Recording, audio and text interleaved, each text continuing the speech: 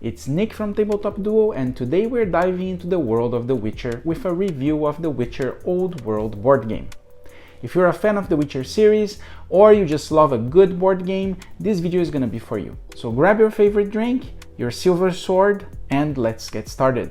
This dungeon crawler game is set in the rich and immersive world of The Witcher, inspired by the popular book series, video games, and the Netflix show. Stay tuned as we dive into the gameplay mechanics and the components of this fantastic board game. In Witcher Old World, players assume the roles of witchers, which are skilled monster hunters, as they traverse the vast world completing quests, battling monsters, honing their skills, and leveling up. The game consists of a combination of deck building, hand management, and action point allowance systems. Players will build their decks with the combat cards representing their witcher's fighting techniques and go defeat monsters. Each witcher has a school giving specific abilities, like the School of the Griffin, which allows the player to draw cards from the draw pile. While in a city with the school, the witcher can train to upgrade their skills. There are 4 skills in the game: combat, defense, alchemy, and specialty. The first 3 can be trained spending gold, but specialty can only be trained at the city with your matching school. The game is divided also in 3 phases, so let's go through an overview of the gameplay.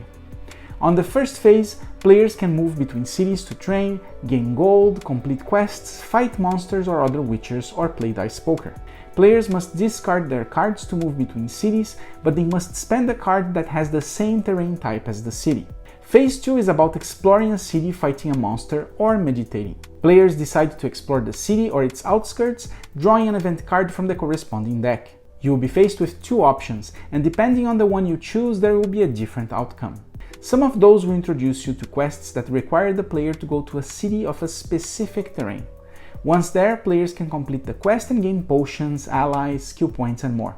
If you decide to meditate, you gain a meditation trophy and you remove some cards from your deck according to your position on the trophy track. If you decide to fight a monster or a witcher, you start by creating your life pool with the sum of the cards that you have, and for the monsters you draw a number of cards equal to the monster's health. You attack by creating combos with the cards in hand by matching the combo extension color with the next card you play. Then you apply the effects based on the symbols on the cards, like damage, extra block, or special effects. If you're fighting another witcher, you decrease the damage from the shield, and if there is no more shield left, you remove cards from the player's deck. If you're fighting with a monster, you remove the cards from the monster's deck. Once a deck has 0 cards, that player or monster is defeated. Monsters are played by other players, and before they draw a card, they must choose either bite or charge, and then they reveal the effects of the card. If you defeat a monster or a witcher, you gain their trophies and you raise your token on the trophy track. On the last phase, you can buy a card from this track here to create a deck with the combos and effects you like.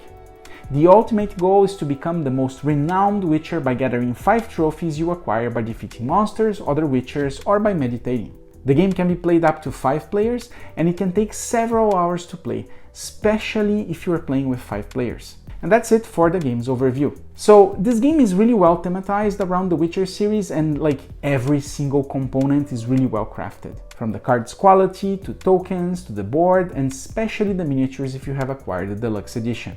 The 3 phases of the game take some time to learn, but once you get it, it's very straightforward. The part that takes more time to learn is the combat, because the deck is also your life and it feels like really counterintuitive, especially when you want to do a big combo and you end up with a few cards on your deck. But the way you do the combos with the color extension is really cool and makes you aim to create a deck that will give you a lot of flexibility during combat. Enemies are quite tough, especially at the beginning of the game, so it's like highly recommended you grind to increase stats and get more cards before fighting them. You will also find all the classic monsters in the books and the video game, which is really nice. There's a real feel of progression in the game, and the fact you can fight other witchers is another plus in the game. The trophies you gain from several sources are really useful. Like in the game, you gain a special passive ability for each trophy collected, and they stack, so you can have up to 4 of them in the later game. Now let's talk about the 3 things we liked and disliked about the game. The first thing we liked was the quality of the components. The art is fantastic, the components are well built, like the player's board, which is double layered and even has space like cut out, so you can put the cards behind the board, and it also has some lock elements so you can put your deck and it won't be like sliding everywhere. The insert fits all the components and it's easy to put everything back into the box. The second thing we liked is the exploration events in the city and the wilds. This is one of the most exciting parts. Like each time you explore, you don't know what you will get and you are given two choices, which will give different results and might even lead you into other quests.